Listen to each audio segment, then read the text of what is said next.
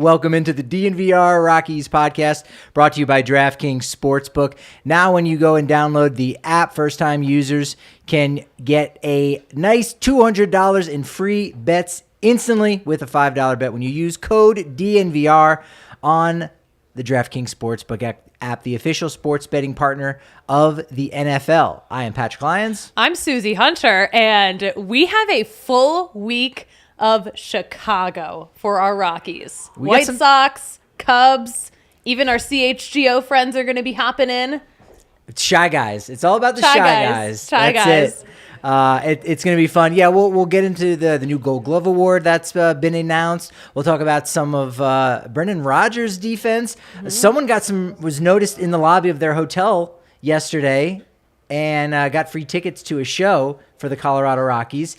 It may surprise you as to who was recognized and got free tickets. But before we do any of that, let's go ahead and preview tonight's game. It's a quick 2-game series. Originally it was going to be 2 night games, but that got switched to a night game and a day game, and we'll kind of get into some of the details with that. But let's welcome for the first time.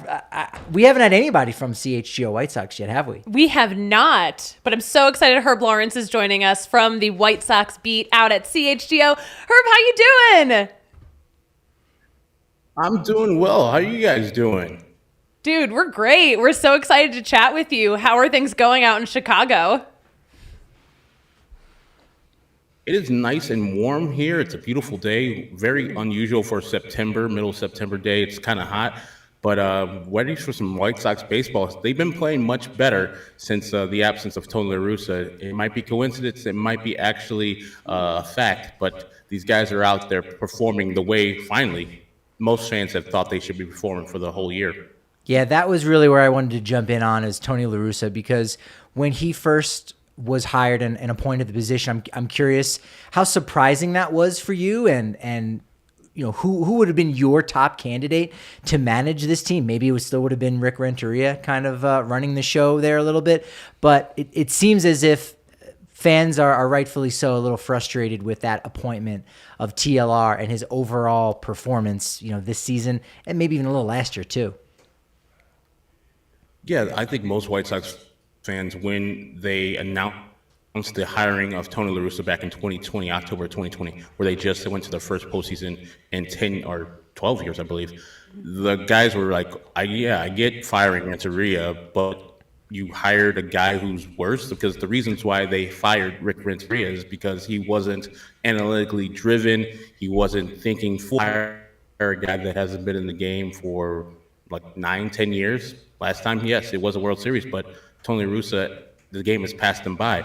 And so we gave him a chance last year. The team performed. They won 93 games, won the AL Central. So most White Sox fans quelled on it, but still were just like waiting for the shoe to drop, because there were things that went wrong last year. But the players and the offense, and mostly the offense, overtook all the bad stuff that happened. So all the injuries, people stepped up, the offense mashed last year. This year, Tony's been making the same mistakes, and the offense has not responded this year.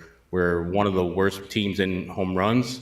Up until a couple of points ago, we still don't have a 20 home run hitter in our lineup. I think the highest guy we have is Andrew Vaughn with his 15, where you're supposed to have Jose Abreu, Luis Robert, Eloy Jimenez. All these guys are supposed to be hitting home runs, but for myriad reasons, these guys have not. So I think that Tony La Russa is a problem, but not the main problem of the White Sox. I think that the main problem has been their lack of power and their lack of execution, especially with runners in scoring position. But Tony's ball does, how he wants to play baseball kind of relates to how the White Sox don't score runs. He's a big time guy in sacrifice bunting, getting guys over, and then with the White Sox performance on runners in scoring position, it never works out. So I hate him giving up outs, but White Sox fans have kind of been relieved these last couple of weeks because they're seeing something different. And I don't know if it's just because of Miguel Cairo. It might be, but I'm of the mind if it's not broke, don't fix it. So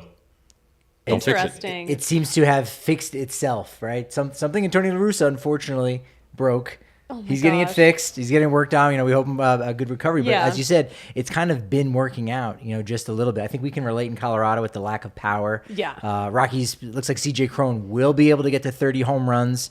We haven't seen that since 2019. So power has definitely been something that's been at a high commodity all around baseball. But it is surprising to hear that about the White Sox, who are now 3 games back of the Cleveland Guardians going into this series. There is 4 games remaining against Cleveland. One of which is on Thursday, so they got to make one up. So that's one of the reasons why Wednesday's night game became that makes sense. A bit of a day game. Yeah, and I know Cleveland has had their issues in general. Is Cleveland being in that division where there aren't those, major powerhouses like you have on the coasts, in LA, New York, Boston, etc. Every year, does it just seem like it doesn't really matter what Cleveland does in the offseason? They are going to be there. And you also really have to consider that, an older guy in a similar boat to Tony La Russa is there in Terry Francona, but Francona gets a lot more out of his guys in general. I just think the Cleveland baseball organization is a better organization. Yes, they don't spend a lot of money, and the re-signing of Jose Ramirez is a big-time shock that they got that hometown discount. Good for them. But they develop talent, so you keep on getting people. When they traded Francisco Lindor, I was like, ugh, you're getting Jimenez back? This guy, come on now. You just traded an all-star, and now Jimenez is an all-star. Rosario is close. He's good. You get the Steven Kwans, the Josh Naylor, who I'm a Padres fan halfway, and so I seen Josh Naylor do his thing in San Diego, and I was like, he's nothing special. This year, he's turned out. Fran Mill, before he got DFA'd, was a White Sox killer. And of course, they got so many other players, like the Owen Millers of the world and the pitchers they have with Bieber and Tristan McKenzie. So they, every year, are a team that you got to worry about. But this White Sox team should have out-talented them and out-homered them and definitely out-pitched them, because while Cleveland has good starting pitching, I think it's top-heavy with the Tristan McKenzie and Bieber. Savali's nothing special. Neither is Plesac. And Cal Quantrill, another San Diego Padre who got traded over there. He's fine, nothing great, but I think that I would take the White Sox starting staff when they're healthy over most starting staffs. And this is very disappointing to the White Sox fan base, because they recognize Cleveland's decent, but they're not better than the White Sox. They shouldn't be, at least. The record says otherwise. So, yeah, it's very frustrating to be losing to both Cleveland now, and then earlier we were losing to Minnesota. We've surpassed them since they had a bad weekend in Cleveland themselves, where they didn't help the White Sox at all. A bad weekend in Cleveland. I've never heard that phrase before. You mentioned pitching. I want to talk about Dylan Cease and that Cy Young conversation. Mm-hmm. It's just weird. A couple years ago, we saw the talent and we saw the stuff. The stuff was always played, but he, like this year, always had trouble with command control. He couldn't harness the fastball in the strike zone where he needed to. And people would center that up and crush it. And the slider was mediocre to kind of good last year. He's fixed that, where his slider is the best pitch in baseball this year, bar none. And he's been putting together since Justin Verlander has gone out with a unfortunate injury, he's been putting together some numbers where people got to say, okay, this guy, since Justin Verlander's out and has been out for almost a month, maybe you got to look at Dylan Cease as the Cy Young Award winner, because he's, I think, second in strikeouts this year in the American League, just behind Garrett Cole. He's just turning himself into a complete pitcher. And lately, he's kind of ditched the strikeouts, even though he's getting them. He used to be like strikeout hungry and try to get double figures each game. This time, he's just trying to get soft contact lately. And so he's extending himself later into games, like the 7th, 8th, or 9th inning. His no-hitter, oh man, just one hitter away. But of course, if you're going against Minnesota, the last person you want to face is Luis Arraez when you're throwing a no-hitter. So going 8 2/3 and a shutout versus the Minnesota Twins is nothing to sneeze at. And he's been doing this all year long. And I want you guys never to see Dylan Cease this year. Like, I know he's scheduled to pitch on Thursday or on Wednesday afternoon. Mm-hmm. I want them to switch it up and have Lucas Giolito pitch that game, and then Dylan Cease take an extra day of rest and pitch that makeup game you were talking about in Cleveland, because as we know, that game shouldn't be more important, but that game is more important because of the new rules this year where there's no tiebreakers anymore. The tiebreaker would be your season record versus the other teams. And the Guardians right now have a 9-6 lead on the White Sox with only 4 games remaining. Do the math. The White Sox going to win out versus the Cleveland Guardians. And here I thought you were giving the Rockies credit, like, oh man, I don't want the Rockies to be facing Dylan Cease. I was going to say, I would imagine word would have crossed the Mississippi that the Rockies on the road don't hit very well. But I think you're right there with Verlander being out, even Shane McClanahan, the AL starter there in the All-Star game. He's been really good. Walking a ton of guys. I don't know if you how deep into the stats you guys dig. Has there ever been a Cy Young Award winner that has led the league in walks? Because that certainly would be the case for Cease if you were to win it. I don't know if I've seen it, but I know that Nolan Ryan used to walk a lot of people too. I don't know if he ever won a Cy Young Award. I know he did 7 no-hitters, but yeah, he's a big-time walk guy, so he might just win it by default because of his whip is pretty high because of those walks, but his strikeouts are also high. If you look at the ratio, it's pretty good, but I'm not making fun of Colorado because I think we should win these games. But when they went out to Colorado in late July, I thought the same. And they hit 0 home runs and scored like 7 runs, 2 in the first game and I think 5 in the second game. And the Rockies won that game because Larry Garcia is a dumb baseball player. And literally I looked the next day on the 28th, the Rockies were hosting the Dodgers and the Dodgers hit every home run. I was like, it can be done. Anthony Sensatella is not impervious to home runs, and Herman Marquez was good that day. He only gave up 2 runs to the White Sox, but can we hit a ball over the fence? 1, please? It's a perfect place to do it. And that's what the White Sox story has been pretty much all year long. Frustration after frustration. We're just a company of frustration, basically. Oh, really, really have been. I was all going into the season. I had all these delusions of grandeur of like, all right, well, when the White Sox go to the postseason, I'm got the BBWAA card. They're probably gonna need me to fly out, maybe cover some of the division series, do some stuff. And now it's like, is anyone going to finish over 500 from the company? I don't know. We'll see. Cool comment from Logan. Yeah. Logan wanted to mention Tim Anderson. With Tim Anderson making the WBC team, are the White Sox doing anything to promote the World Baseball Classic or involvement of one of their players in an international competition like this? I'm a big Tim Anderson fan, though, by the way. I'm sure because Tim is the face of the White Sox. The whole change the game slogan they have, that's Tim Anderson saying that after he got hit by Kansas City Royal Brad Keller when he was like, I'm just throwing bats, I'm just, hyping up my teammate and they're hitting me for being exciting. I want to change the game so when you hit a home run, you could be excited instead of put your head down and run around the bases type of thing. So, yeah, he is the face of the White Sox, even though he's been out for about 5 weeks now with a finger injury. He should be returning soon. But, yeah, him making the WBC should be good for the White Sox.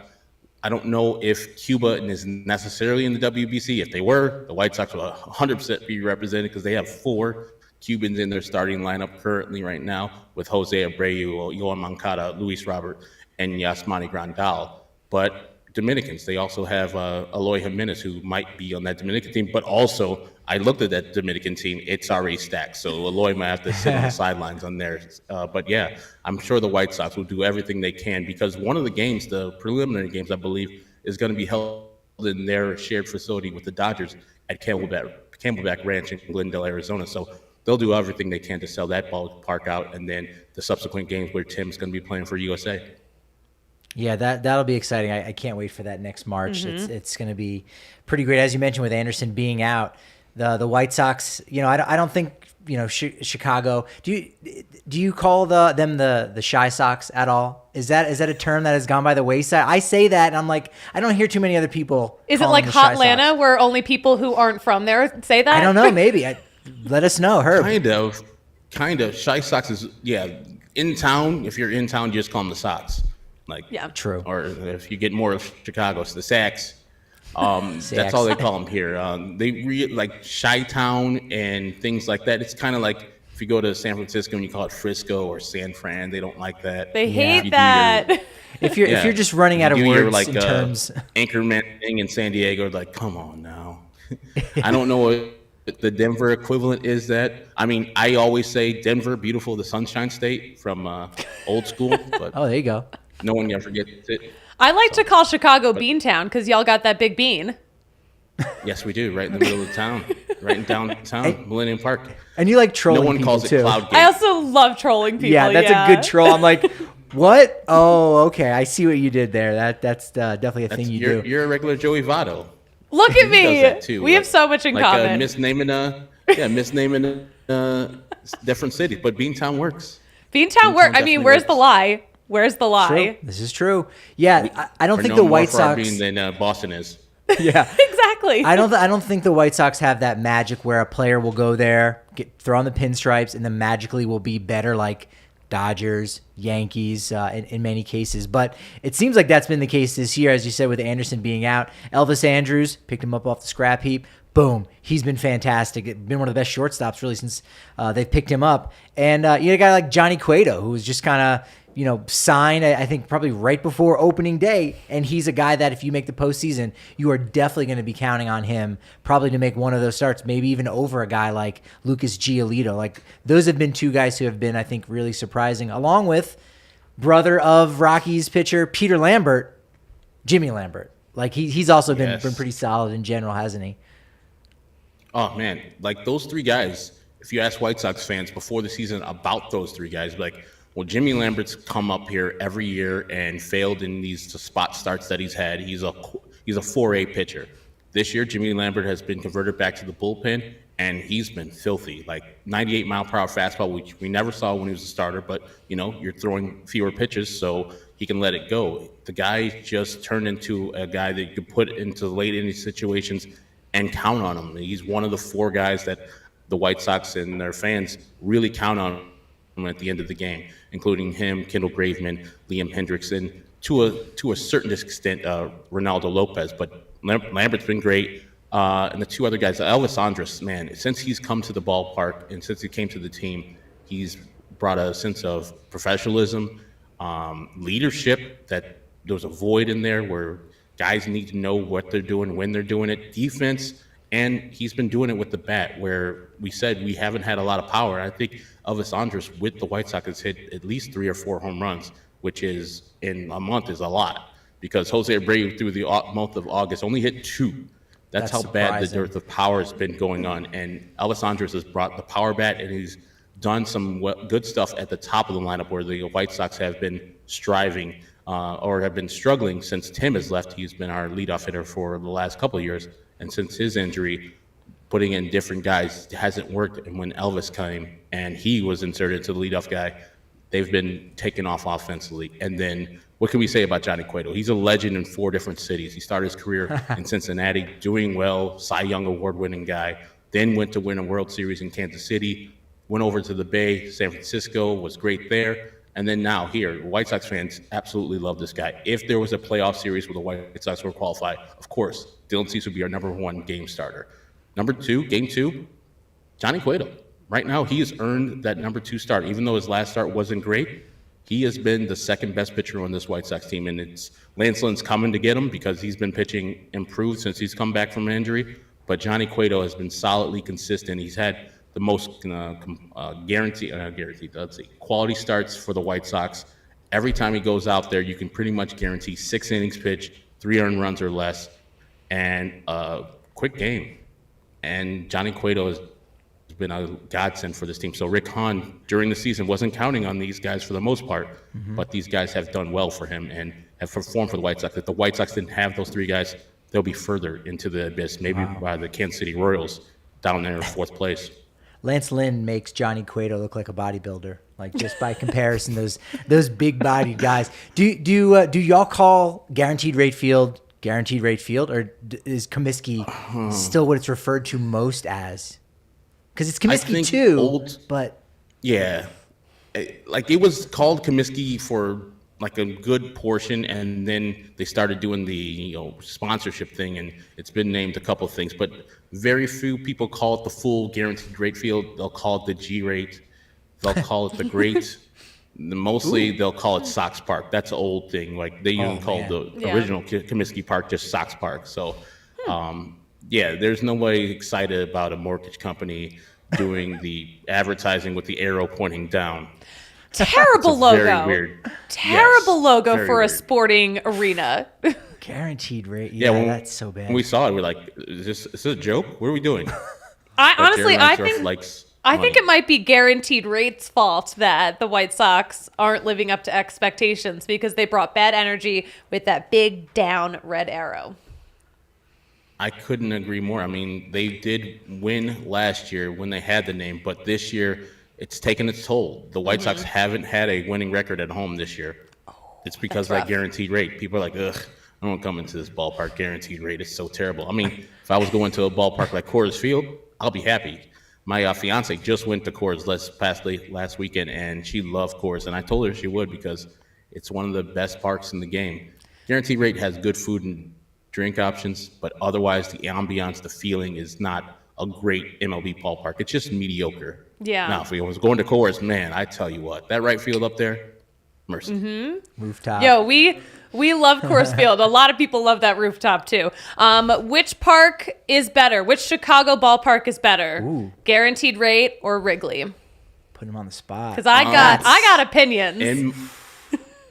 In my rankings, which I have 19 parks I've been to, I literally have Wrigley slightly ahead of Guaranteed Rate. The only reason I respect have that. Wrigley ahead of Guaranteed Rate is because of the history. Like you say, oh, Jackie Robinson played here, Babe Ruth played here, all the greats played at this field, and that's the only thing. Oh, look at the ivy on the wall. It's in a neighborhood. Otherwise, if there's obstructed views at Wrigley, there's an overhang on the second floor. If you're in there anytime before June or after September, like today, if there was a game, it's cold as heck under there. If you're in the bleachers, it's nice and warm, but it's a weird stadium right in the middle of Lakeview in Wrigleyville. So I think it's slightly better, but for me, going to the game, if I had to tell somebody like the actual game experience, Guaranteed Rate would be a better place to go. But people are not coming to Chicago for Guaranteed Rate. People go actually for visits to see Wrigley Field. I that happened to me. I went on a road trip with my dad in back-to-back years, and the second year it was like, do we want to go to Wrigley again? Or, well, we haven't been to Guaranteed Rate Field. And it's like, we drive by it. You know what I mean? When you're going through Chicago, we'll do Wrigley twice. But your answer is so perfect for a White Sox guy to be like, all right, the right answer is Wrigley, but here's why. And I just very well done. Although I will argue with you that there is still some history for Guaranteed Rate Field because Dan Pasqua and Mike LaValliere and Ron Karkovice, all of those legendary players have played at the G spot. Look, this is what it says on Wikipedia.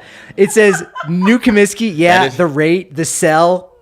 That was when it was like cellular. Was it U.S. Cellular Park? U.S. Cellular Yeah. Park. That's right. The G spot. Yeah, and they do Patrick, call it the this is a G-spot family show. sometimes.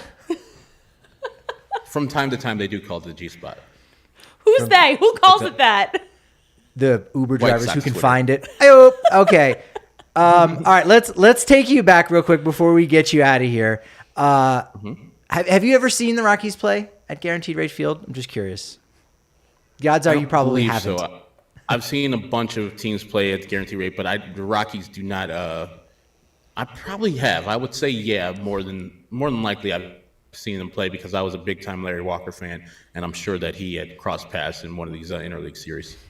All right, well, you might need to check your ticket stubs because the Rockies have only played against the White Sox in Chicago 3 times. 3 times? Yeah, one series. 3 times. Let's remember some names. Let's look at the White Sox lineup first, if we've got that. Kale, June 15th, 2008 was the last time. It's almost 15 years ago. Wow. Since the Rockies have actually played at Coors Field, 3-game series. Rockies are on a 2-game win streak. I mean, everyone knows that. All our Rockies historians know, they've got a streak going into the South Side there. But this lineup is really solid. It's only a couple years after the World Series win. A lot of boppers in there. I was surprised to see Alexi Ramirez in center field. That was his rookie season.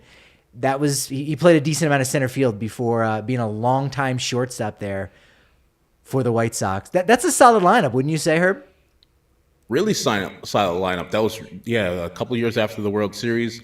That year, 2008, is where they tied with the Minnesota Twins for the for the AL Central crown, and then they had the game 163, which eventually we won that game. We had a home game where Ken Griffey Jr. threw a guy out at the plate, and Jim Thome hit a solo home run, 1-0. Yeah, that team was supposed to do better than they did that year. Orlando Cabrera was a guy who was on a streak. Every team he used to go to, got into the playoffs, but he was a terrible teammate. They had so many terrible teammates. Orlando Cabrera was bad. Nick Swisher was horrible, just horrid. He's a fun guy. 1 year as a White Sox player. And then he went immediately to the Yankees and won a World Series with them the next year. So, yeah this team was an exciting team. And then we're summarily dismissed by the Tampa Bay Rays in that year, 2008, in the first round. So, yeah, it was a good team. And I love Jermaine Dye. Always will love Jermaine Dye. Who was in the Rockies lineup that day? Great question. I'm glad you asked, Herb. Let's take a look. Former Chicago White Sox outfielder Scott Podsednik. I think he might have been with that 05 team, right? He was, yeah. Yeah. He was really great. Juan Uribe finished up the lineup there for the White Sox, former Rockies. So, yeah, an okay lineup. It was right in between the two postseason appearances. Of course, the World Series team in 2007 and then in 2009. So this was the last year of Matt Holliday before he was traded in a great deal to the Athletics, where they got Houston Street and Carlos Gonzalez. So that was really nice. So, yeah, a lot of those typical names, Willie Taveras. Ryan Spilborghs, who's a guy on our TV side there. He also played in the series. I think he was in the first two games. But, yeah, I'd forgotten about Griffey there. I knew he finished up with the White Sox, but, I mean, that kind of underlines how good that White Sox lineup was and how much power they had. We had two 600 home run hitters in the same lineup. That might have been the only time that's ever happened. I don't know if we know that. I'm going to throw that out there. It might have been. And as a half Padre fan, I got to ask this, and I'm sorry before I ask it. Bring it. Has Matt Holliday touched home yet? Yet? You know what? We have different versions of this story then, because we don't doubt that he did not touch it. And on that note, Herb, thanks so much for joining us. Follow him on Twitter. Interesting Twitter handle. Backwards. It's Lawrence backwards. I figured that. Yeah, I did figure it out. I was going to say, do I want to spell it out? But it's Lawrence backwards. So it's at ECN, and then it'll probably pop up 23 on Twitter. You can check out all his great stuff, allchgo.com. I mean, we're pulling for you. We want someone from All City Media to go to the postseason. So we're hoping the White Sox can get in, because if they don't win in the division, I mean, that's going to be it. They're not going to get in as one of the wild cards. So. They've got to do something there, and we'll kind of wait and see. Maybe they postpone Cease's start a day, like you said, to go against Cleveland. That would be interesting. But you think, is there going to be a split here, or are you going to take the 2-game sweep for the White Sox? What's your prediction, Herb? I'm thinking they can take the 2-game series right here. I don't know. So it's a Freeland tonight or Cool tonight and Freeland tomorrow. Guys with both higher ERAs, but they're in Colorado, so it might not be adjusted. But the same thing I said about Marquez, the same thing I said about Cincinnati, they went out and had great games. So I would be happy with the split. That's not true. I would be nothing would satisfy me except for 2 games against the Rockies, even though I know the White Sox play down to their competition. And, the White Sox are not a great team in themselves. So to talk smack about the Colorado Rockies, which I did talk smack about the D-backs and the PHNX people just grilled us. It's like lowly D-backs, and then they swept the White Sox. There you go. Well, but maybe we'll return the favor as well. We'll see what happens. Love a good roast. Herb, thank you so much for joining us. It'll be great. As White Sox fans, we want some conclusions, some finality. Either we're gonna eat or we're out of it. We've been doing this roller coaster thing, and it's been hard on us. Mm-hmm. Yeah, that makes sense. Yeah. That makes sense. Herb, thank you so much for joining us. We appreciate it. Hopefully the pain is over at some point. Hopefully. Thank you guys for having me. See ya. Talk to you later. Oh, man, Herb's great. That was fun. I like the dig. I like him asking about Matt Holliday. I like that. I like that. The nerve. Yes, he's never awesome. coming on this show again. No, I'm okay with it. We're burning that bridge now. I like a good roast. If we had HR, I'd go to HR right now. Actually, that's a great concept. We have something in the off season where we roast each other's teams. That would, but then again, you have to be roasted by the ones that you love. Like if you've ever seen one of those roasts, it really should be people that you know rather than just a stranger coming in and saying some horrific things about you. But that's a concept for another day, because I do like that. Yet, has he touched home plate yet? According to Sean Bouchard, hey, look, MLB said he did, so I guess he did. That was the very... Listen, that was the diplomatic answer. Yes. I'm sure if he wasn't a Rocky, it may be a different story.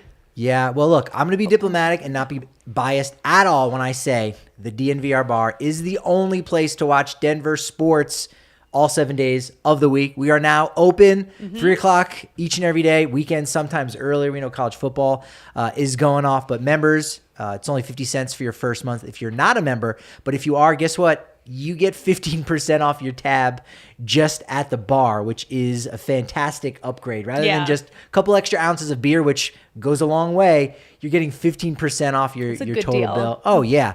Besides all the great written content you're getting from Broncos, Rockies, Avs, Nuggets, soccer. I mean, you name it, we've got it there. Annual membership gets you a free shirt from DNVRlocker.com. Make sure you're doing that. And if you want to get some tickets for games, whether it be the opener here for the Broncos coming up or the final week for the Colorado Rockies at home, it's 4 games against San Francisco, 3 against the Padres. They are going to continue to be spoilers. They are going to spoil.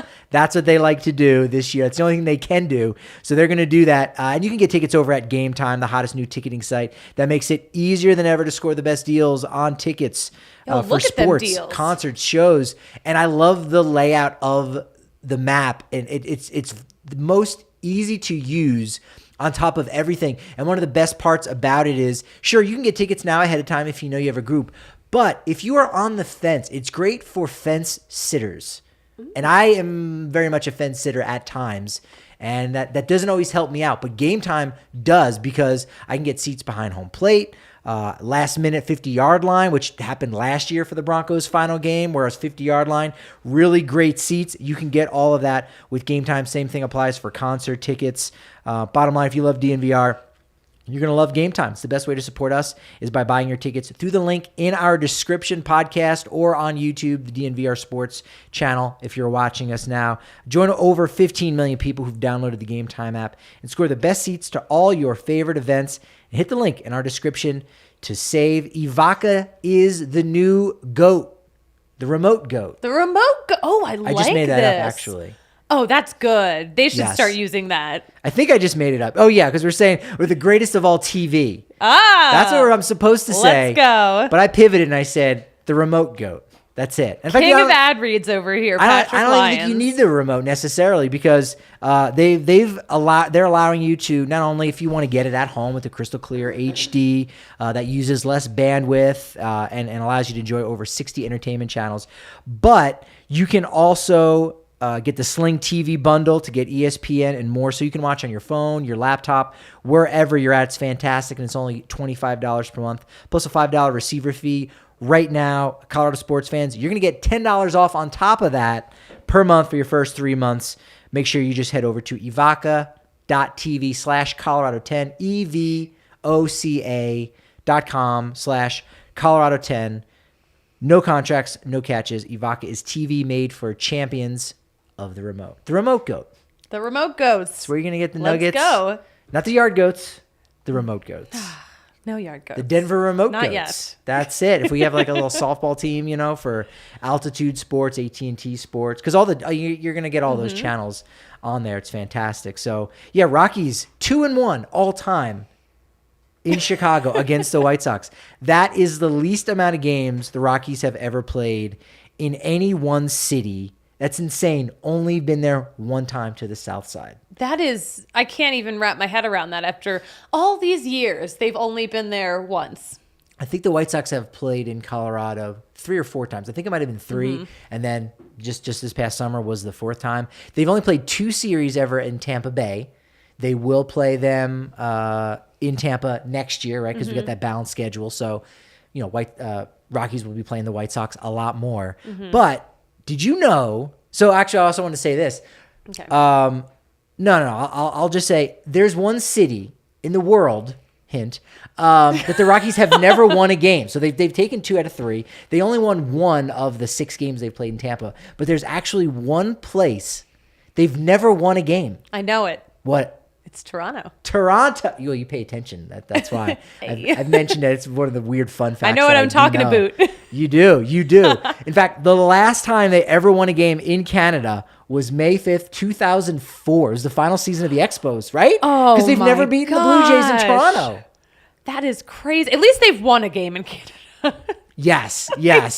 By a team that doesn't exist anymore. Yeah. And so they're not, Toronto's going to be coming to Colorado. So as we talked about the Raimel Tapia reunion, we'll see if he gets a video package. He very much should get a video package. Because he gave us so many great video-worthy moments. Oh, so many video-worthy moments. Oh, yeah. Lots of personality on that kid. Even just still photographs of him and the hair flopping and just absolutely fantastic. So it won't be until 2024 that they play a game in Toronto. So the return to Canada. We're going to make a video package for that. We got to start. That's our Serbia trip. Let's face it. That's our international trip. It's Toronto. The question is, are they going to force us to drive or fly? Wow. We might have to drive through the Mitt. We have to drive through Michigan. I think that's what they call it.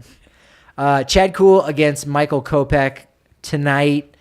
Who did Michael Kopech date? Is he married? Is he engaged? I forgot to look this up. He's married to or dated a celebrity. Hold on, I don't know this. They may be married. I'm going to say that they are married because I feel like I saw this over the summer. While you're looking that up, we'll say that Wednesday's matchup is going to be a good one. Freeland against Dylan Cease. I have a feeling, look, this is the way it's kind of been going. When the Rockies face an ace, they go out and they usually frustrate that other team. We saw it on Sunday with Zach Gallen snapping his streak. They didn't win that game, but hey, look, they still beat Max Fried in Atlanta. They beat Max Scherzer there in New York at Citi Field. So I'm thinking maybe Tuesday night they take an L, but they win to keep on track as I had, and they go 1-1 if you need a player to get a hit today. Randall Grichuk is 2 for 2 with a walk against Michael Kopech.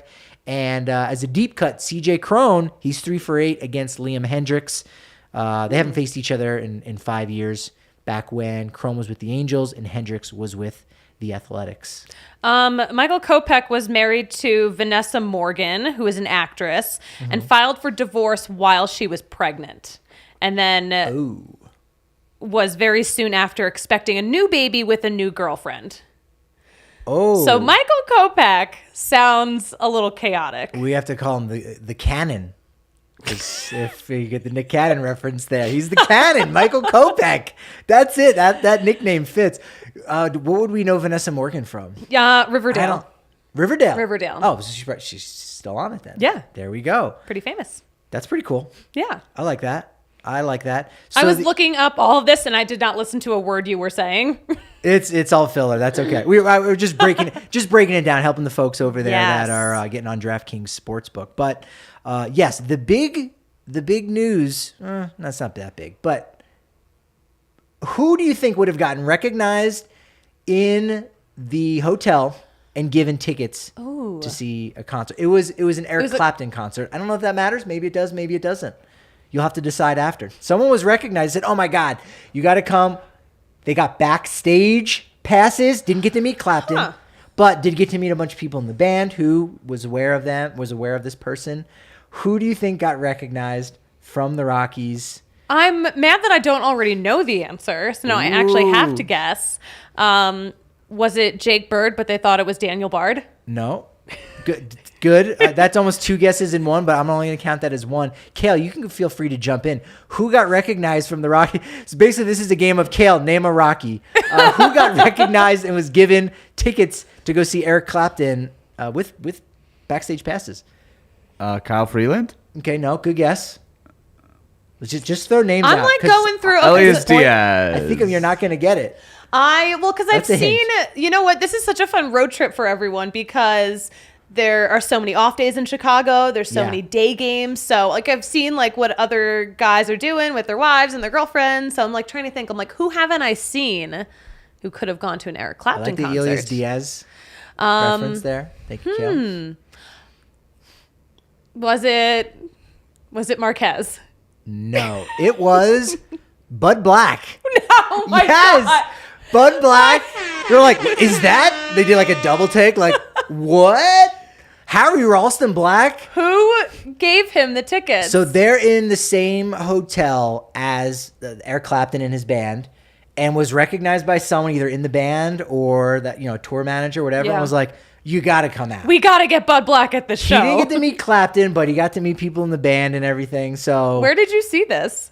I heard that. I got my sources. Okay. All right. I know people. I've heard some things. Okay. But that was wild when I caught that. Yeah. I didn't see it on Instagram. Because you're like did Buddy post it on Snapchat? He's more of a Snap guy. It was. That's usually where we get our, outside off the field kind of scoops is IG. They kind of just rat themselves out. Not that they're doing anything bad. You're allowed to go to an Eric Clapton concert in Chicago on an off day. Yeah. And that's what Bud Black's doing. I am worried that, and we'll probably not hear about it because they do a good job of zipping lips. But in Chicago, they've got only one night game, right? So they had off Sunday night. They're probably going to bed. Let's be honest, right? But Monday night, did anybody get in trouble? I don't know. Tuesday night they have a game tonight, but Wednesday night they can get into trouble. Thursday night, off day. Yep. Which is an off day. So there's a whole day of trouble. And Friday, Saturday, and Sunday. Yes, Friday and Saturday against the Cubs, day game. So Friday night and Saturday night, they're off in Chicago. Yeah. Again, they're good boys. They're, you know what? They're good kids. boys. Good kids. Good kids. Great kids. But, you know what I mean? They're going to, a fair amount of trouble. The right, good trouble. Listen, they're in Chicago for a long time. There's a lot of young guys who are new to the majors. I hope they don't take it too far. Yeah. I know Jake Bird had never been to Chicago. So I hope they don't fall off one of excited. those architecture tour boats or something. That's That'd what I'm be hearing. awful. That's fun. And falling into the Chicago River? I don't want anyone to fall into the river. No. We should ask if all the players know how to swim. Probably. Probably.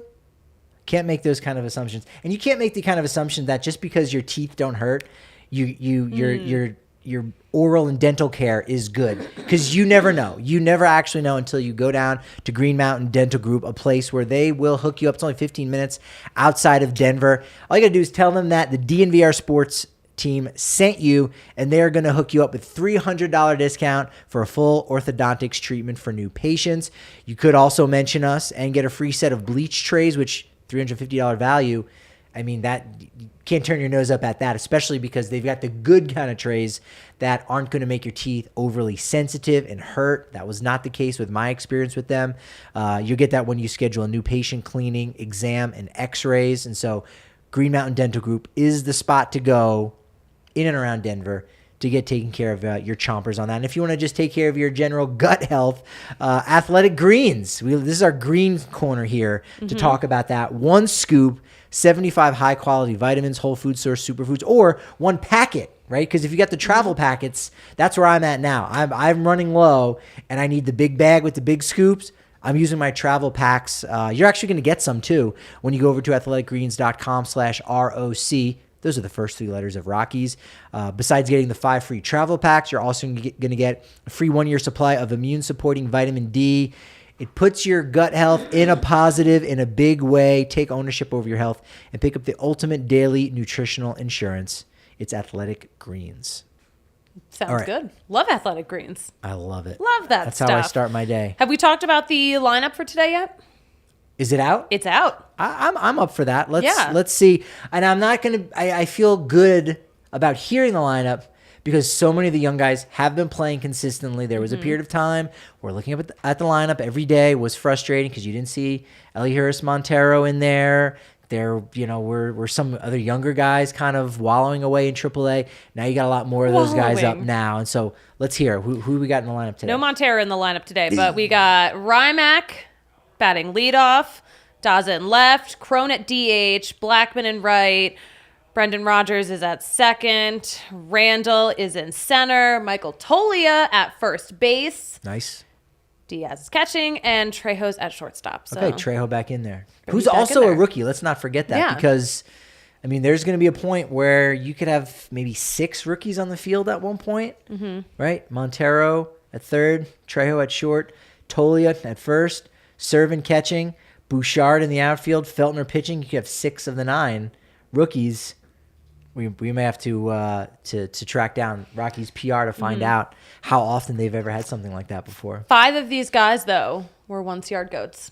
Love that. Let's go. That's pretty cool. Let's go. Earlier today, Rawlings decided we're going to give out another Gold Glove Award. So now instead of 18, they're going to give out 20, one in the AL, one in the NL, for super utility players. What's your thought on that? This sounds chaotic. I think it will be chaotic.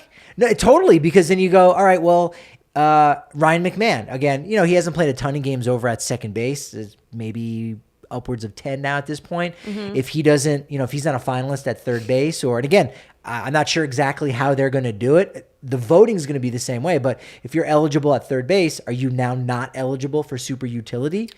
And then you go, all right, McMahon, hey, if you're not a finalist, or even if you are a finalist, you can't also then be eligible for super utility. How does that end up working out? That is interesting. I'm curious to see who is qualified for this. Yeah, could be a little controversial. Yeah, it's already controversial. Yeah, to me. I don't think Garrett Hampson will be there.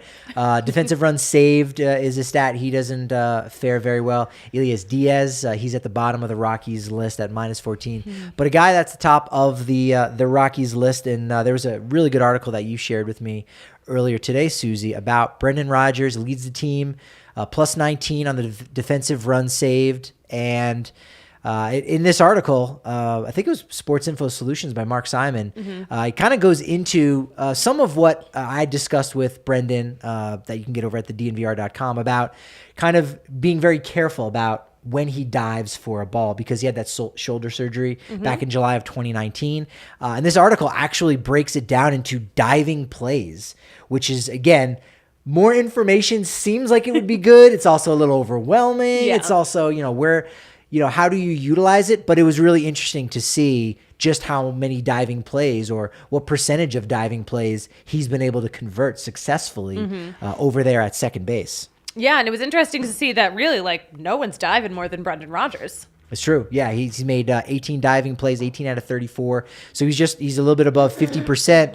The middle infielder average is 25%. So he's been really good at that. And, again, in that article, much like over at the DNVR.com, talks about, just the angles that he's playing. He's made a lot more than expected conversions to outs going to his right. That's the part that's new. And again, this was something that we talked about. Like, when you go from shortstop to second base, you already have 90% of the skills, right? To do a good job defensively at second base. But then there's the going to your right. Before, if you're at shortstop and you go to your right, you can still see first base, maybe peripherally. Yeah. Right? And you can go make that jump throw. But at second base, when you're going to your right, your back is now almost to first base. That's true. And that's a totally different angle in general. So he's done a good job. I think there's a chance, he could be a finalist there at second base. I don't know if it'll be, a similar situation like with Ryan McMahon, or even when Tony Walters was doing a good job defensively. It's like, all right, first you got to create some grumbling behind the scenes of this guy deserved to be in the top 3. Okay, next year is maybe when we'll pay a little bit more attention to you. So it'll be interesting to see how that happens. But if you're just looking at defensive run saves, Brendan Rodgers, he deserves to have his name in the conversation for Gold Glove Award. Yeah, for sure. Okay, I have no transition for this, but I do want to talk about... Speaking of the Rockies. Speaking of the Rockies. Hey, okay. I have no transition for this, no segue. I want to talk about Kris Bryant and what Bud Black was saying about him on SiriusXM. Yes, tell us, what did he say? He said, nothing new, basically. No, a little bit new. He's day-to-day. He is swinging a bat now. That's new. But a decision will be made in the next week on whether or not we're going to see him before the season's over. Okay. That's promising. Yeah, I mean, I don't know that you necessarily need for him to come back. Buddy talked about it in, maybe it was Saturday, like, what are the benefits of having him come back? Yeah. I don't think we're going to see him. Can't remember exactly what the answer was, because they're just isn't. I mean, competing. So that's not as long of a gap, but. There isn't much benefit. That would mean he's taken some at-bats away from other guys, but there's nobody that you're really like dying to say, oh, this guy's got to be in the lineup each and every day. I mean, he probably wouldn't even be playing every day, maybe 2 out of every 3 days or even half the time. So it's not a ton of at-bats really that he's taking away from some of those young guys. So, but you're right. I mean, we've kind of been saying it for a while. He's probably not going to return. So, that's that. But he should be on the road. He should be in Chicago. He does travel with the team. So it'll be interesting if the Cubs put together a video. I think they put together a video for him last year because he returned pretty quickly with the Giants. Yeah, he did. This is true. So I can't expect that they would make a video because he's already been back. He's already got his video. Yeah. Does he deserve a 2 video? Well, Nolan didn't get 2 videos. No. You get the first year and then the second year video. No. You get 1 video. That's that. Kris Bryant got his video. I think Chicago fans are kind of over it. Like, okay, we get it. He left. That was probably one of the quickest turnaround. I don't think you would want it that way. Like if you're writing it up, you don't want to get traded and then the exact same season a month later go back. It's like not enough time has really passed for that.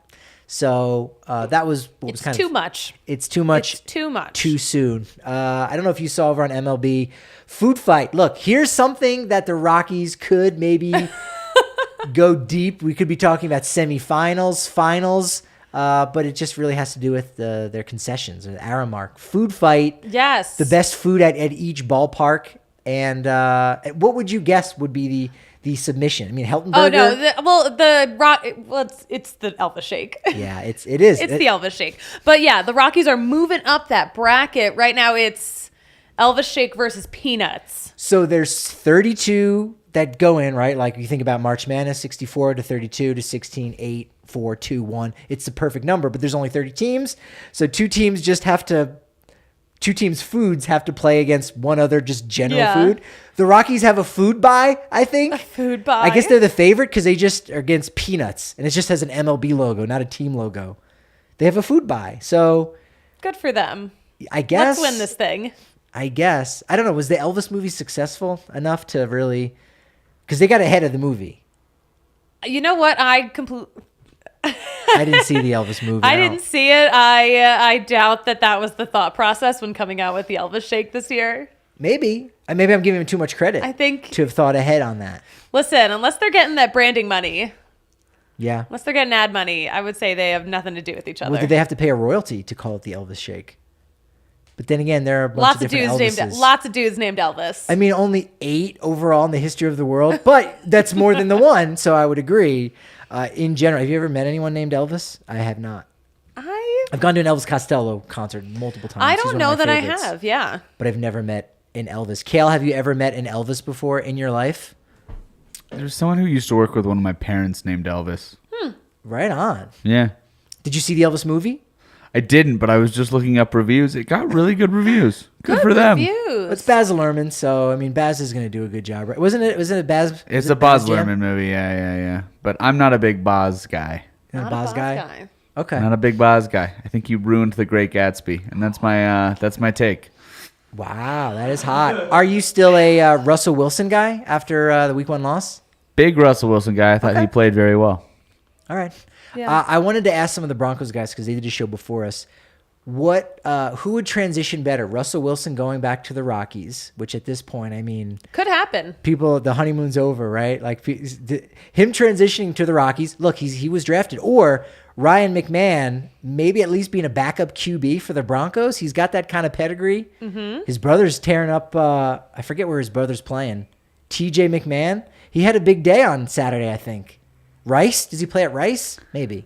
I have no idea, but Russell Wilson has been at least at some level a professional baseball player before, and Ryan McMahon has never been a professional football player. So I'm going to say it's probably easier for Russell Wilson to make that transition. You heard there first from Kale. Russell Wilson will debut for the Colorado Rockies at some point because of his lackluster football career. We were joking about this before the show, and they were like, "Oh, but would the Rockies pay Russell $280 million?" We're like, "Actually, maybe." Like, that's really not out of the realm of possibility. Paying someone about $200 million just to be on billboards to look handsome and bring people to the ballpark? Nah, they wouldn't do that. But never. Never. Never. Absolutely never would do that. Also, I'm going to do a victory lap now because I think I won the bet. I think we set the over-under at 1.5. How many more times would we see Russell Wilson at Coors Field after throwing out the first pitch on opening day? I feel like we got 1.5. Well, no, I think he did show up one other time, though, didn't he? He attended the first game, and then he was at batting practice with Peyton Manning. Oh, that was it. Yeah, that was the only other time. But- so it was 1.5 going forward from opening day. Yes. So he showed up the one time. Didn't stick around for the game. He stuck around for whatever Peyton's show was, took some BP. Yeah. So I'm gonna say I got that one. I took the under. Everyone thought, oh man, he's gonna be there all the I time. really thought he was going to be there all the time. I thought he was just going to be like such a great Denver guy and show up for, the team that It would have been drafted nice. him. I mean, it makes sense. I don't know why. I just got the sense that I don't think he will. You have to be fun to do that in a way. Maybe he lacks a little that fun lightheartedness. I will not. What do you think I will not accept the Sagittarius slander of your neighbor? of my neighbor, who is very fun, but maybe just a little busy. It's true. No, and several of the scripts that he's read off of on Instagram, he said he's fun. So I mean, you're right. He's not calculating. Kale, are at you listening all. to this? By Do you the way, hear this? Susie almost just crushed her whole do. can in anger. kind She's of like, did, yeah. Come on. I do hear this. Kale, Look, why would he want to What? go to Coors Field? Look, I want to go to Coors Field all the time. I'm excited to go. I'll go in the off-season, even if there's nothing happening. I'll work from there. I don't care. I love it. It's baseball. But he's busy going to the U.S. Open. He's traveling. Was he at the Australian Open? He's everywhere. you know what? Except here. I guess if you're going, to amazing places with your, superstar celebrity wife, Yeah. and your adorable kids, maybe one Rockies game is enough for you. I just have to say, I think he's probably too famous for all of this. Like, Russell Wilson is like real A-list celebrity status. And like, I feel like first pitch is like, with him, but it's pretty much like he's above everything else. Oh my He's gosh. above going to a baseball That game. was Yeah, like, I really think so. That was really hard to hear, but Kale, I think you've brought up a great point. It is fair. It is fair. He's too famous for this BS. Like, I think he's genuinely just like too famous. Like, his schedule, he's one of those people whose schedule is booked by like 17 assistants 8 months out That's in true. advance. Wow. That's fair. Yeah, that's true. But that's why I took the under, because I'm like, I don't know if he's just going to want to hang around and take batting practice. I don't know, but too famous to go to a baseball game. All right, we might have to make a list of famous. We might have to go back through the archives of this season and see who the most famous people. We'll have to have Kale's Corner. Oh, is this not a segment yet? Did I just invent the best segment of all time? Kale's Corner. We go, Kale, is this person more famous than Russell Wilson, who took in this game? This is great. You make your own graphic for your own segment, buddy. All right, I'll get to work on it. Yes, he's excited. Kale. I Look, love this. All right, final thing. I am excited tonight. Playoffs. Yes. Playoffs? Rockies whom? kind of have a playoff game. Fresno Grizzlies. Oh, there we go. Tonight. There we go. They're going to be in San Jose. They do it backwards. I mean, it's a bus league, so it's fine. But first game, they're on the road, and the next two are going to be home. So it's just a 2 out of 3 series. But I don't think the San Jose Giants really have any chance. Adiel Amador, Yankiel Fernandez, Jaden Hill is on the mound to start that one tonight. So a legit chance to win a championship here in the Rockies organization in general. So Yeah. I'm kind of excited for that. We'll kind of keep half of an eye over on that. I know the guys over at Blake Street Banner are going to be doing that, so got to give a big shout out. Yes, they do such a great job. to those dudes because they do a wonderful job. And but the Rockies aren't eliminated just yet. 6 games. 6 games is their unmagic number, really. Yes. Because really, magic number It's is a curse for the number. team in the It's the cursed number. cursed number. Yes. Okay, I like that. We can do that. It's 6, so they're still in it. They just got to run the table, just like 2007. They just can't lose 6 games. No. Well, they can lose 5 and then just hope that the Padres lose every single game. They never win any of their like final 20 some games Rockies only lose 5, or the Rockies don't lose another game for the rest of the season, and the Padres only win 5. So, look, the possibilities are endless for the Rockies to sneak into endless, the postseason. But the possibilities will come to an end very It's soon. literally less than 0.1% that they're going to go to the postseason. But, hey, look, you just got to mention that kind of thing. That's what we do. We got to try to gather everything into the Rockies world together into one spot, and we'll do it again on Wednesday for the post game. We'll see how this 2-game series wraps up. Don't call it that. I decided it can't be plural if it's only 2 games. It can't be a full series. So it's a series if it's 2 games. It's a series. It's 2 games. Kale, tie-breaking vote. Let's go. If it's only 2, it can't be a series. So it's just a series. It feels weird I hate Siri, so I'm gonna go with series on this one. He's on the fence. So Siri sounds wrong. He's still on the Because fence. it is wrong. It makes sense. Because it is wrong. We got a good week of shows coming up, though. Yeah, you mentioned Wednesday post game, Thursday. That's the Goodman show? I think we got Drew Goodman for sure. And then Friday, it's a Suze show. Yes. They're back. Excellent. Let's go.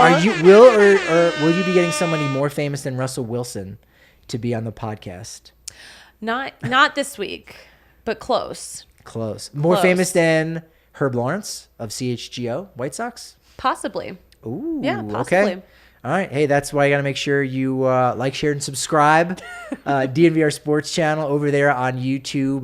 Download and subscribe to the DNVR Rockies podcast. Follow us on Twitter at DNVR_Rockies. At Patrick D. Lyons is where I'm at. And you can find me at the Suzie Hunter on all platforms. Man, this has been great. But you know what they say about momentum? What do they say? It's only, they say, not me, but they say it's only as good as your next show. So we'll talk to you tomorrow post game.